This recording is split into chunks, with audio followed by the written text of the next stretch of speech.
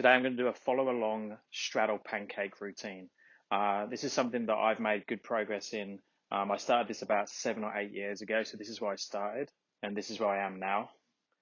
So the big thing with the straddle pancake is that it's consistency, it takes time, especially, so I was 37 in this picture, now I'm 44, about to turn 45.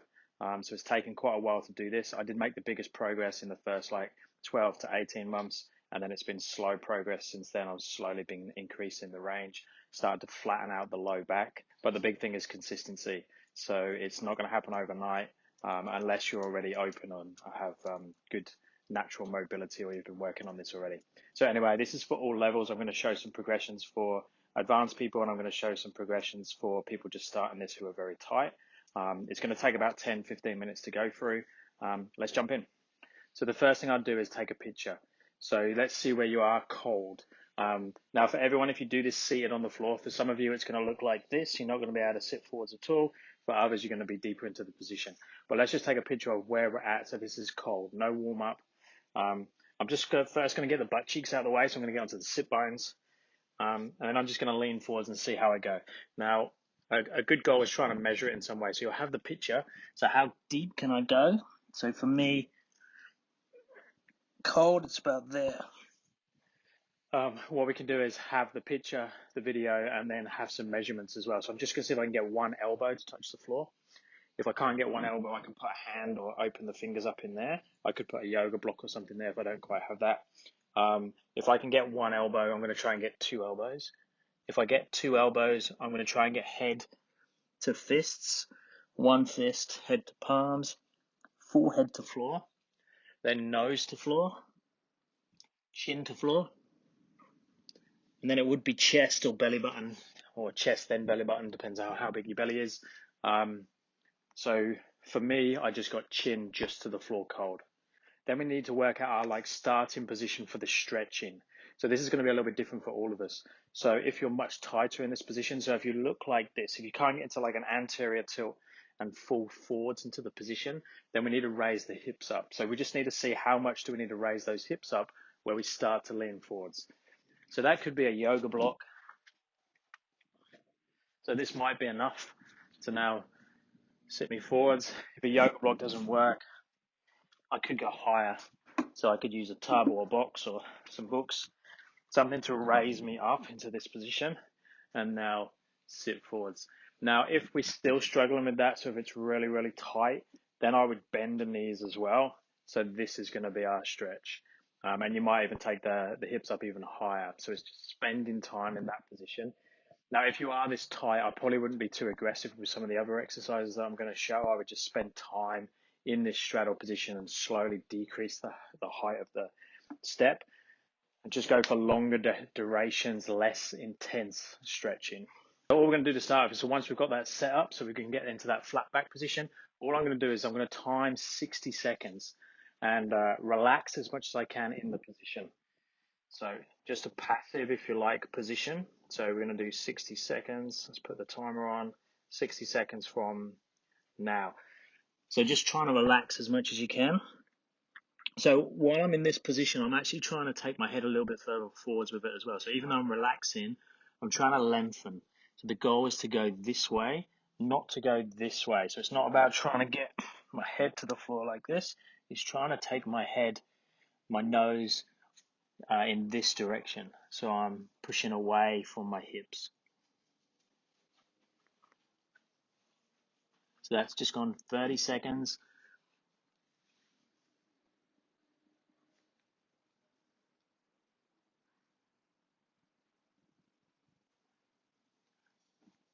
$15 seconds left.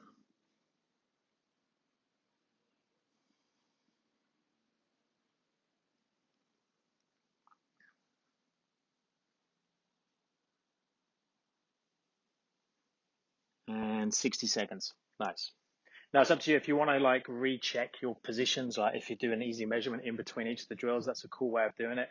See how your body responds, because some of us are going to be tighter on the adductors, some of us are going to be tighter on the hamstrings, a bit of both. So most people, it's where the adductor and the hamstring actually meet, they're stuck together, and they're not supposed to be stuck together. So that's what makes us feel really tight, and that pulling down inside of the leg to the knee.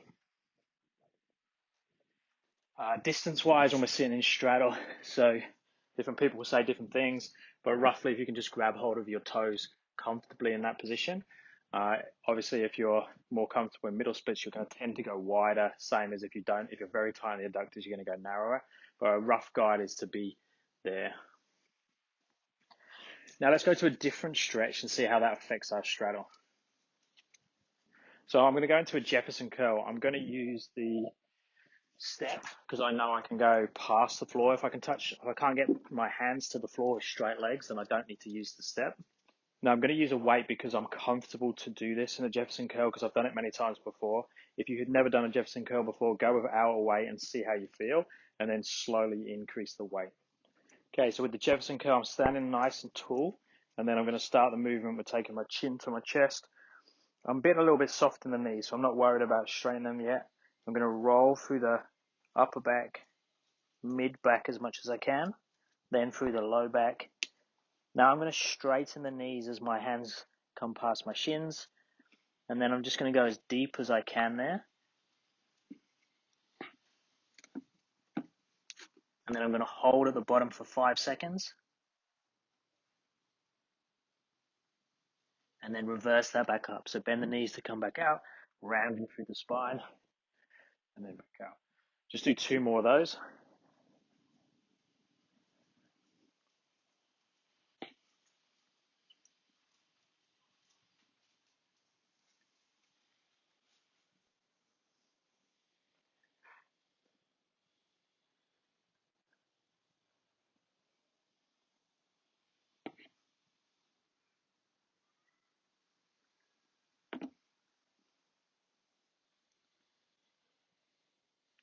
Nice. And then let's go back into the pancake and see how that's affected the straddle position.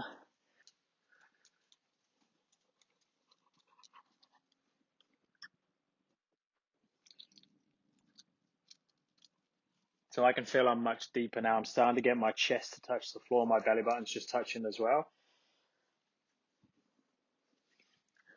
Okay, now we'll do a stretch actually in the straddle position. So sitting in the straddle, now raise your butt up if you need to here. We need to make sure that we're in that same position where our back's flat and we can feel like we're going into an anterior tilt with the pelvis. I'm just going to reach out in front. Now, as I reach out in front, I'm going to do it with my elbows. So I'm reaching as far as I can this way. Now, notice I'm going to try and keep my back flat for as long as possible.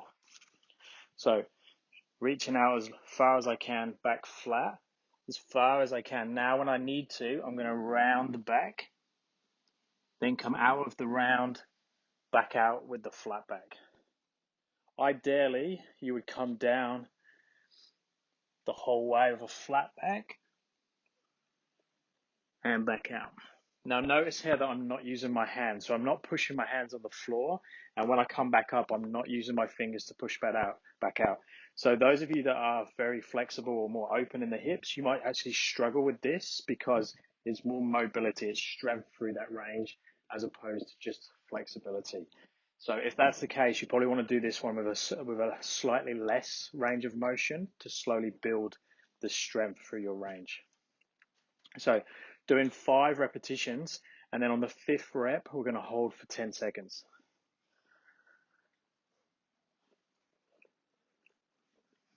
So 1,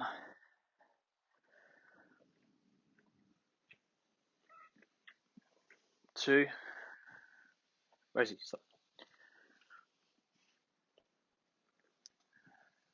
3,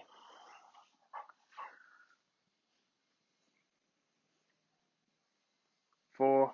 So this one we're going to hold. So 10 seconds there.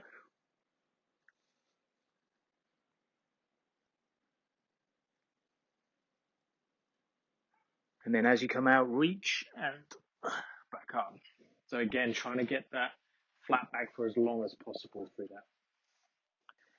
Okay, next one I'm going to get into the adductors a bit. So I'm actually going to go into like a middle split position. So I'm going to go as wide as I can with my feet in this position, and I'm going to try and force the hip open to start with. So I'm pushing my hip forwards, trying not to close the hip like we do in the pancake.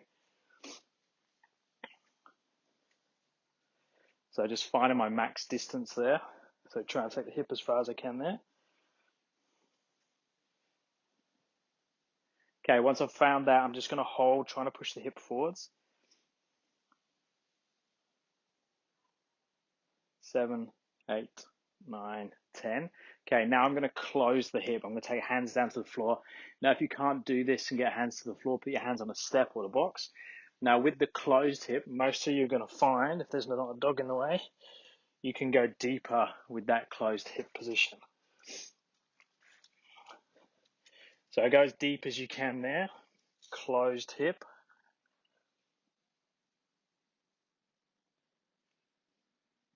And again, hold it 10 seconds at least in that closed hip position.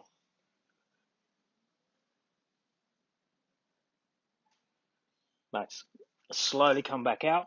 You'll probably need to shake the hips out after that one. Okay, back into the straddle, see what effect that's had.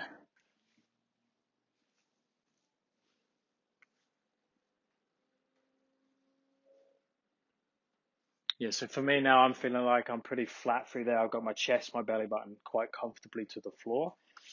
So hopefully you've felt there's quite a big difference there. So now what we're going to do is just do a block push. So this one, we can use a yoga block. We can use, where's my yoga block? You can use a handstand block. You could use your phone. Anything you can push out in front of you. So just sit in that straddle position. Now, same rules as before. We're not going to have our elbows touch the floor or my hands touch the floor. So sit in this position again, raise up if you need to. Remember, we want to have that flat back position. So this one is just about lengthening in that direction. So fingertips to the block. I'm going to push it out, not too far, and then come back up. Because it's the change of direction coming back up that's quite challenging. So same thing. Push it out a little bit further, come back up. So we want to be getting to our max in around 4 or 5 repetitions.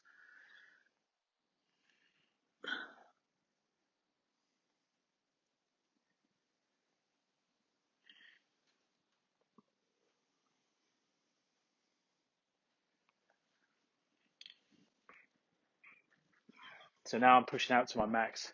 Okay, now we've got our max position in that one. If you haven't, do a couple more reps to find your max. Once you've got it, then we're going to do the same thing, but I'm going to reach out and keep my fingertips on the block for 10 seconds. Okay, so go to your max, hold.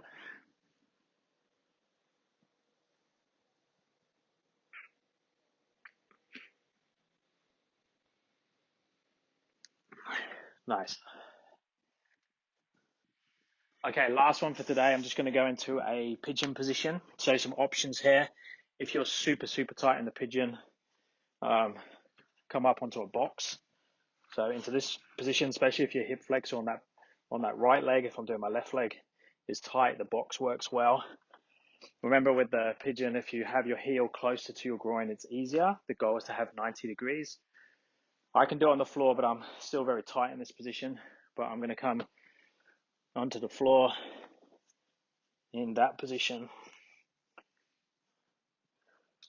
Try and square off the hips as best I can at 90 degrees. This hip flex is tight. And I'm just going to hold there for 30 seconds. Now we could do longer, obviously. We're just going to do 30 for today.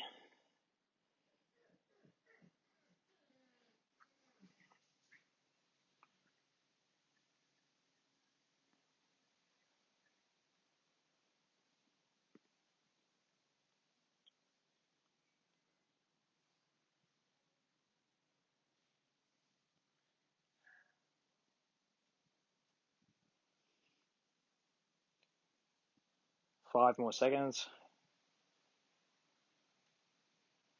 Nice. And then I'm going to come out of that. I'm going to swap sides. So my left side's my good side. This one's going to be even tighter.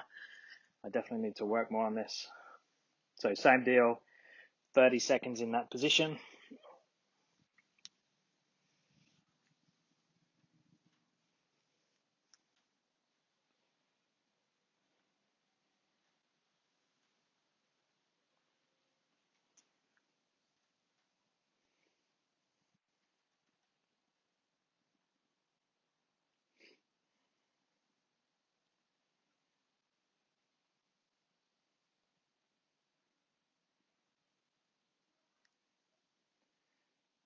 Nice. And then I'm going to come out of that. Little walk around, shake the hips if you need to. So back into straddle position. So recheck that.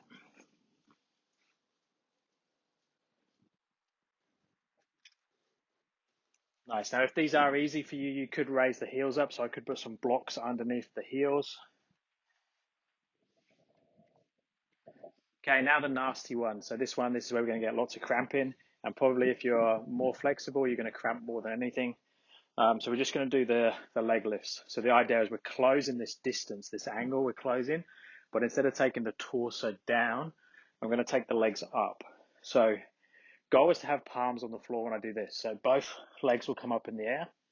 Now, if you can do that, notice how I'm rocking backwards.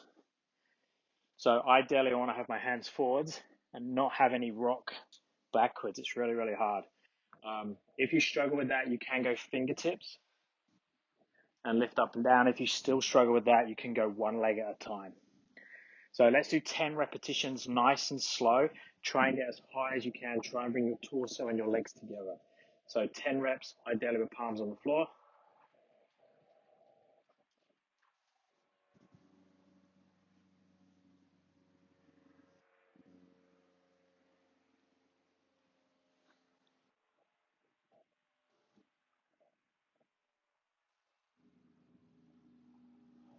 Nice. Okay, let's check. Do a final measurement. So butt cheeks out of the way. See if you can get one elbow to the floor, fists if you need to, both elbows, head to fists, head to palms, forehead to the floor, nose to the floor, chest, belly button. So make sure you keep rechecking. You're taking those progression pictures so you can work out what exercises, what drills work best for you. Everyone's hamstrings, adductors, limb length, back, hips are all totally different. So it's finding out which ones work best for you. The biggest thing that I done is I spent lots of time in this position. So whether it was on my laptop, watching TV, playing with the kids, eating, just sitting in this position, playing with the dog, just spend time in the position. If it's uncomfortable, raise the hips up, especially if you're there for a long duration, hips up higher so you have a cushion underneath the butt. So normal deal, any questions, stick them in the comments below or send me a message. Thumbs up and subscribe would be appreciated, and I'll speak to you next time. Thanks, guys.